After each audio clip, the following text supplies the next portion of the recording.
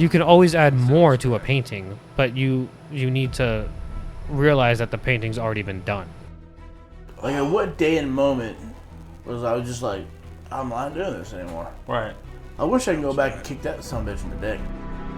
Whatever somebody's going through, even the little things are things that progressively get bigger. There's ways around it. There's ways to go through it. There really is. Everything has a consequence. Everything changes with every decision that you make. This is Me versus Me.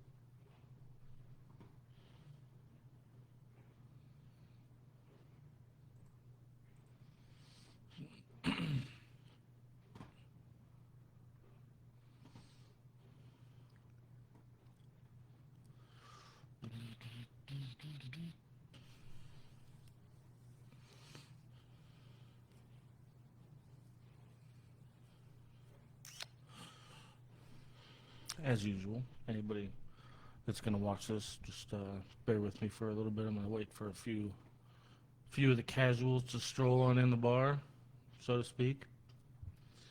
You know, we got a good one today. We're going to talk about some stuff that to be honest with you, I've been avoiding for quite a while. Yeah, I've been dreading this one because it makes me uncomfortable too. But we got to talk about it at least a little bit. I got to try to talk about it. So we're gonna give it a shot. We're gonna talk about love. It's a vague blanket statement, kind of. I'm gonna try and touch base on a lot of different variations of love.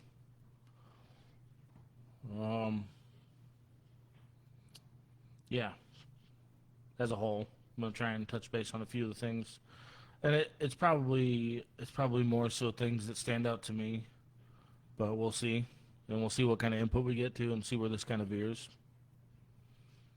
So I'm okay with that. Looking forward to it, and we'll see where she goes. It's a hard one to talk about. There's a lot of gray areas. So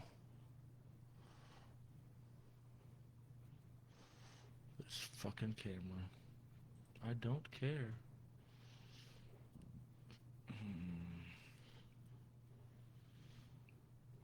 I don't think I can fix it right now. Oh well. Piece of shit. Oh, Kyler, man, there's a lot to unpack for this episode, so put on your seatbelts, kids, because we're going for a ride. Oh, that was not good. I'm just waiting for a few of the people to jump in, and we'll get this freight train rolling.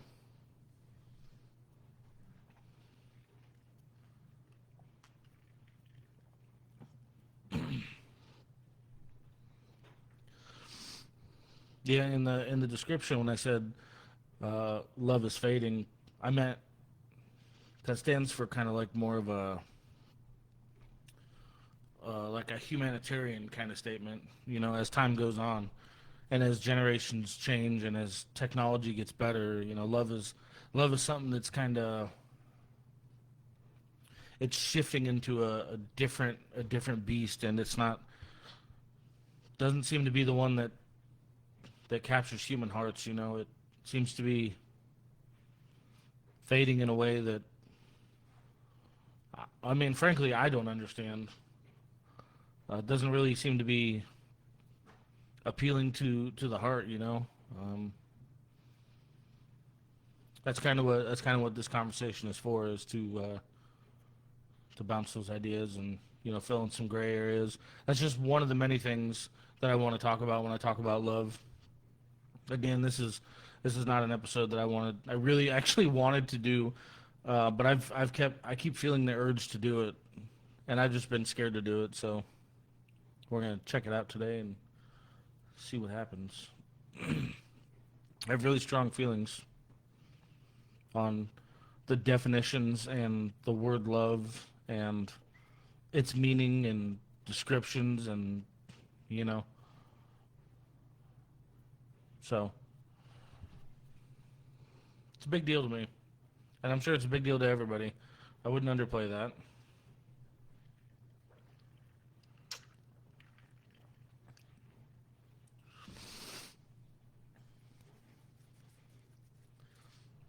I don't know. There's a couple of things, like I said, that stand out to me specifically, and then there's a couple of things that I've observantly have stood out to me.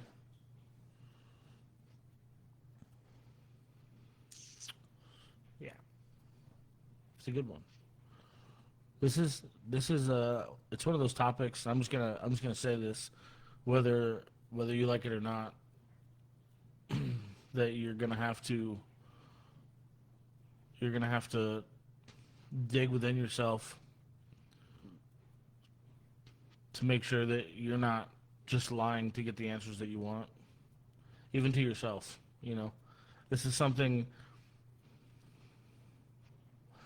These are things that you may or may not have settled for less, or settled for stubbornness, or settled for something, just to make sure that you don't get hurt, or, you know, that you have your fucking walls up so you don't get hurt, or you don't get thrown in the mix, or or if you just don't want to deal with something, or whatever the fucking case may be. But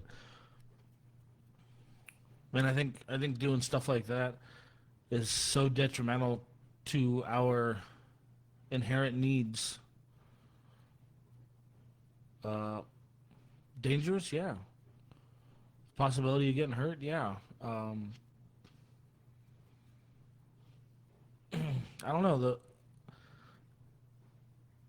you know, when you talk about the word love, part of that is considering the counterpart in whatever situation we're talking about. You know, part of the word love is not just receiving or giving. It's also considering. There's, I don't know, I feel like there should be so much more than what's given with the word love, and the possibility of getting hurt or whatever is always there, but you can always both parties can minimize that, you know, when you're just honest about things. But that's the key, is that you both have to be honest with each other and with yourselves. And when I say minimize hurt, because if you treat a situation as a whole the way it needs to be treated, then maybe you can minimize, you know, hurt, quote unquote. or to be perfectly honest with you, oh God, I fucking hate outing myself, and I'm going to, but it's like, I don't feel right about not, like, I want to romanticize, I want to romanticize love and how I feel about it, and I don't want to settle for less. I don't want to settle for less because this is, you know, this is what I feel I'm all I'm gonna get, or whatever the case may be. I don't want to, man. I've put myself in enough fucking shitty situations trying to make things work that were never going to work. And I want to be able to love as hard as I fucking want to be able to love. And I don't want to live with another human that's going to tell me I don't get to do that. That's another thing that I do not truly understand. And I don't know that I ever will. But something I will never understand, and maybe it's just because I'm being too stubborn to let it go, but I will never fully understand how we as humans can join together in a partnership in this lifelong commitment, which is crazy, and I love it. It's the most magical thing on this planet if we let it, right? If we let it. But then it somehow turns into this situation where it's two humans telling each other what to do or what not to do or how to act or maybe what needs of yours are not going to get fulfilled, or you know what I mean? Like it doesn't add up to me. It doesn't make sense in my mind. I'm full willing and I want to be able to share my life with somebody entirely for the rest of my life. I do. But it's never going to be one above the other. It's never going to be competitive. It's never going to be a competition. It's an addition, you know? That's what the word partner should mean, right? We are now one bigger unit. Two sets of needs, two sets of problems that we can work through together. But who decided along the way that one party gets to decide when certain needs don't get met, or when we're not going to do something because I say so, or what the fuck ever? Like, I feel so far in the deep end when I say that it really takes away from the true nature of the value, you know? Never understood it. Well, I shouldn't say I never understood it, because I tried for a long time to do a lot of stuff that I didn't understand. I made a lot of uneducated choices growing up, trying to figure stuff out for myself. And I've learned at this point in time, nice and late in the game, that I don't want to be a part of a situation like that. And I don't have it in me to be a part of a situation like that. And I don't suggest that anybody do, you know? I want for as many people to work and coincide in the best way that they possibly can. But I think in order to achieve that, you have to stop lying about what your expectations are for love or your needs, or whatever the case may be. You have to stop lying to yourself, and you have to stop assuming that, you know, this is the settlement and this is the best it's going to get. You have to stop treating it like it's a competition. There's a lot, you know. There's so many gray areas that I can't speak for because I'm not in any one of the situations, you know. But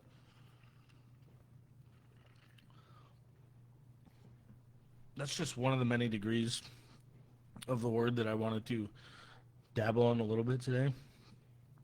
Your typical relationship talk, you know, trying to find a partner in this crazy place.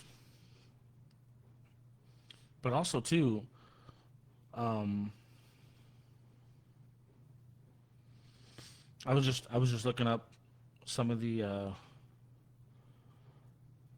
rates and some of the statistics for today's day and age, and trying to figure out how to word, but the suicide rate in America right now is, let me see, what I say, it's 14.1 people for every 100,000 in a year. 14 and a half in a year. Or, hold on, we'll take it up. I'll take it up a little bit higher.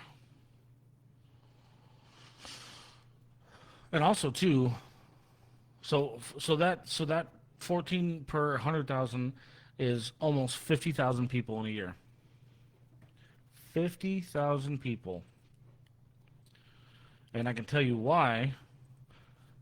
Because the depression rate of Americans, and that stands for the U.S., is anywhere from 10 to 13%. And also, just so we're clear, most of those suicide rates, not most of them, I should say, more of them are females.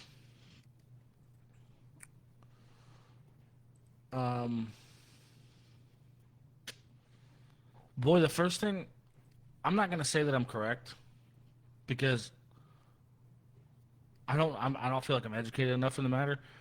But when I first read that in a year of 50,000 people that commit suicide, right, and I'm not disregarding veterans or anything like that, but most of them being female. The only thing that struck me was like the mass amount of females, women that you see on the internet, and it's just a majority, right? We start talking about the advantages that they have sprung up with like doing porn and like OnlyFans and stuff like that, and a lot of them know how to take advantage now with money and stuff like that. I'm not talking about majorities. I'm not talking about all women. I'm not at all. So please don't group that.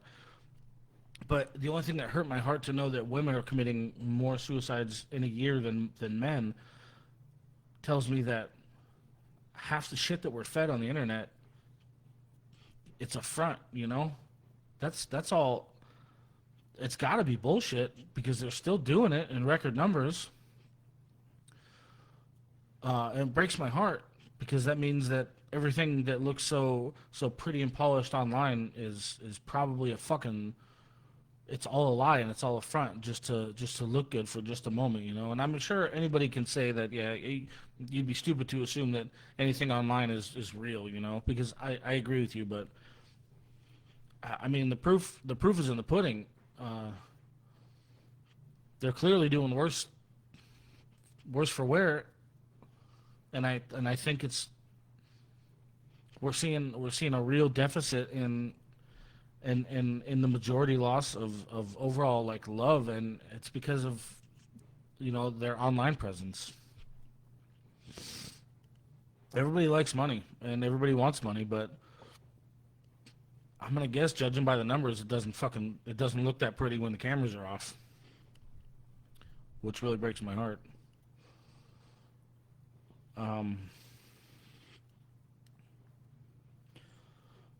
Yeah, like I said, I think it's ridiculous that we can't romanticize the idea of the passionate love that you would want to have in your life, at the risk of being called a simp or a pussy or gay or whatever the fucking case may be. You know, all these fucking derogatory terms that drive people to their grave. These things that have ruined the true romance in this world. So, yeah, I'm here.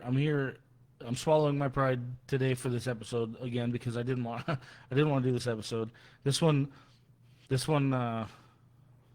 hard for me to do. I don't think I know enough, but I can only speculate, you know, from what I know and from what I feel. Also, too, like I said, we're gonna dive into a few other definitions of the word that I want to expand on a little bit. Some of the things that I've experienced in my life. One of the other ones that really stands out in my head, when you use the word love, I feel. I gotta figure out how to start this segment, because this is a rough one. We're gonna take a deep dive back into growing up and having, I don't want to say a lack of love, but maybe not getting to experience it the way that you maybe needed. So like, for me, the first thing that comes to mind. Let's use this as an example. I remember a lot of years ago. My son is 10, and he's an amazing human.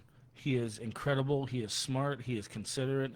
He has the world's biggest heart. And what he shows me, what he reminds me of, is the person. He reminds me of the person that I was before the world, dug its teeth in. My circumstances were a little different, by no fault of anybody. My circumstances just were different. And I look at him and I experience this kind-hearted innocence and this true, compassionate, caring love that he carries with him. And all I can think is, God, if I have anything to fucking say about the way he grows up, I will do anything in my power to make sure that he gets to stay in this beautiful form for as long as he fucking possibly can. So when I talk about love and or the lack thereof early on in life, that's what I'm talking about. I got to see a lot of reasons to have walls up very early on. I got to see a lot of reasons to have to figure things out for myself very early on. Like I said, my circumstances were wildly different than his are. Thank God, because he is a beautiful, beautiful specimen and a beautiful example of what a human should be.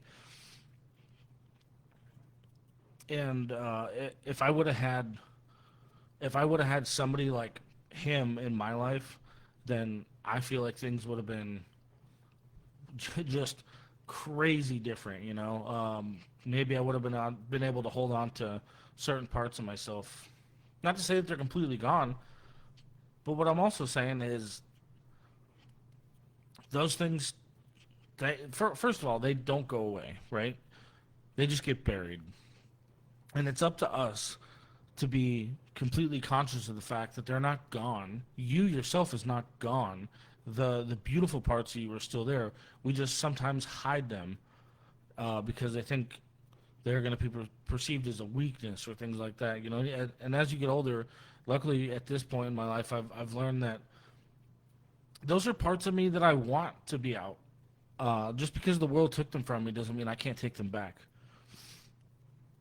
And also use that as an example of why to spread love earlier, and make sure that is an available option for people growing up. And this is one of the things that I want to end up trying to accomplish once this thing gets bigger, once this podcast grows, and I have a bigger voice. Is I want to outreach, and I want to give kids or teenagers a much bigger chance at that kind of experience, because I know what it's like to not have it. And then again, seeing my son with the purity that I've been able to witness, blessingly, it made me want to do it more. This is another type of love that this world needs. I wouldn't be able to tell you where to start or how to start rectifying issues like that. I can just tell you what I saw and what I experienced, and that's part of it. And that's not something that I would ever wish on a lot of people. But yeah.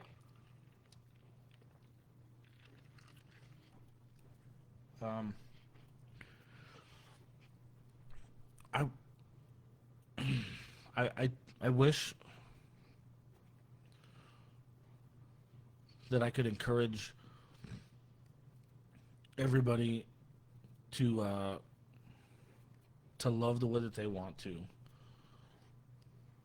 love not only other people but themselves.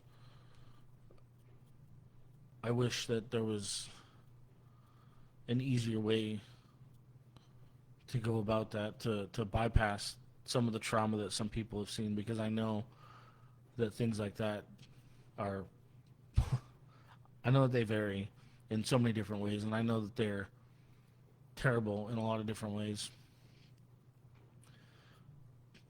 But I'm really, like, as I get older, I'm really getting really fucking frustrated and watching the way that people are and things are, and watching people shit on each other, and just the lack of overall love on a day-to-day basis is, it fucking really breaks my heart. And it, you know, I'm human just like the rest of you, so there's definitely a part of me that just says, you know, stop trying. But I don't want to stop trying, dude. I never want to stop trying. My soul craves connection and love on a level that I've never experienced in my life, and I think it's only because I'm in doing all of this with you guys is I'm being more open and honest with myself, and I'm putting me out there while you guys are putting yourselves out there, which is incredible. But we're doing all this together. We're doing this great work, but it makes my soul's cravings loud, like very loud. I want so much more. I want so much more love, and I want so much more genuine human connection. In a sense, I hope you can understand how I'm trying to fucking verbalize this, but in a sense, it makes it more complicated. You know? It adds twists and turns to what I'm trying to accomplish.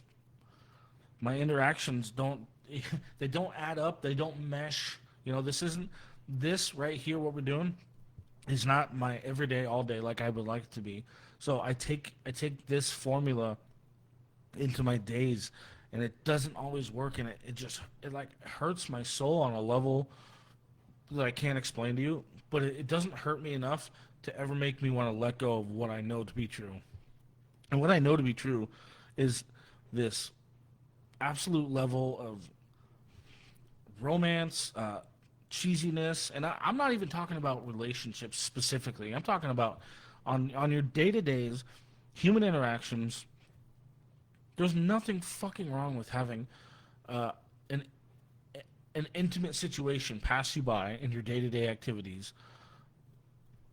This is another version of love that I wanted to talk about, because these you can have intimate interactions with people on the day-to-day and not have to fucking you don't have to act like it's gonna fuck you over the rest of your life. It just doesn't have to be that way. And I say that while also understanding how difficult it can be because of what you may or may not have seen. So again, this is one of those gray areas that I've been talking about this whole fucking episode. But I encourage everybody to just try a little bit harder. Baby steps. Try just a little bit harder.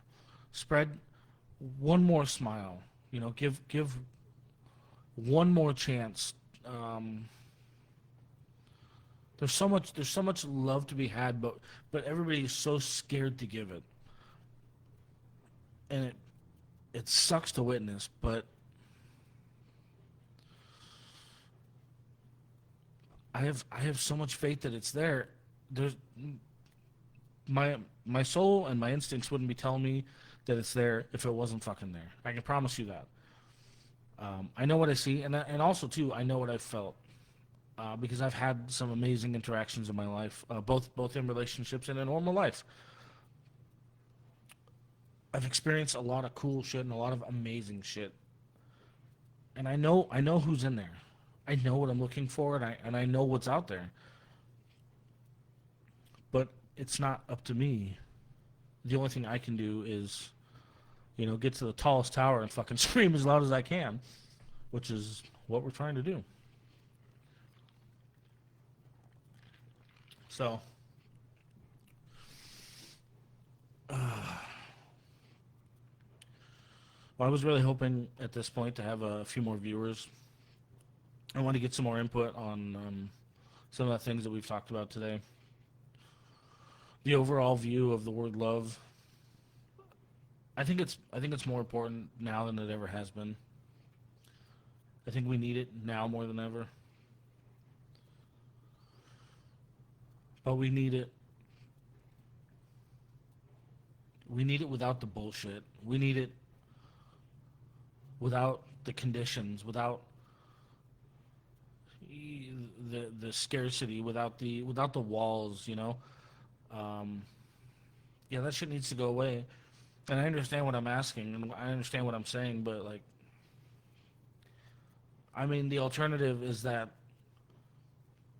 you spend so much time being guarded, and you spend so much time not using your fucking brain that, you know, you blink and you're too old to start making the good memories, or you're too old to start making those changes. I wouldn't say that making those changes, I don't think you would ever be too old to start making those changes, but I think you understand what I'm saying. It's just like making changes in your life. You have to start now, or before you know it, it's going to be almost too late. And I think the same goes with, you know, every day, just loving one person to another, and that can go for so much that we've talked about here. There's a lot to be said for the way that one person can love another. And again, I say a million times over, if there's one thing I've witnessed on this planet that has warmed me time and time again, and made my heart beat in all the worst times of my life, it's the feeling of just unconditional love, because it does exist. Yeah, so we need it now. We need it forever. And when you love someone, like I said, do it without condition. Give a little baby step, and just see what it does and provide for you, you know. Let your heart speak louder, let your energy speak.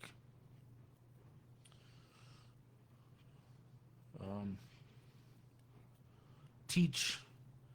I need you to teach the ways of love too. Again, you know, when we're talking about what I learned from my son, and what I've learned from children that I saw myself in, you know, be a leader too. Teach, institutionalize love. Give that back, because you don't the purity that can come from somebody who doesn't know the hurt yet is one of the most amazing things. And not only that, but you might be making changes for the generations to come. That stands true to me, and that is more important than anything. They're indoctrinated with more technology than we've ever seen in our life, and that's not their fault. I know a lot of people make a lot of jokes about the online presence, but that's not their fault. That's the world they grew up in. That's the world that they got, right? They're on a different wavelength than we were. It's nobody's fault. But they also need to understand face-to-face, human-to-human, and they need to know what love can bring, more than anything, I think. So we'll call this one a little early. This one didn't bring too many interactions. It's all right. Everybody's got lives. Can't win them all, you know. Not a big deal. I got some of the messages out that I wanted to share. Like I said, one of the harder episodes for me to want to do, because no matter how much confidence is seen with all these episodes, and no matter how much frustration and all that bullshit, I'm also still human, and I also still have feelings. This is one of my stronger feelings, so it was really hard for me to want to put myself out there in this nature. So thank you guys all for listening, and Again, anybody who listens to this after the fact, feel free to shoot me a message if you have questions, comments, you just want to talk about it. I'm here for it all. I love everybody so much, and thank you guys all again for being a part of the Me vs. Me podcast, and we'll see you soon.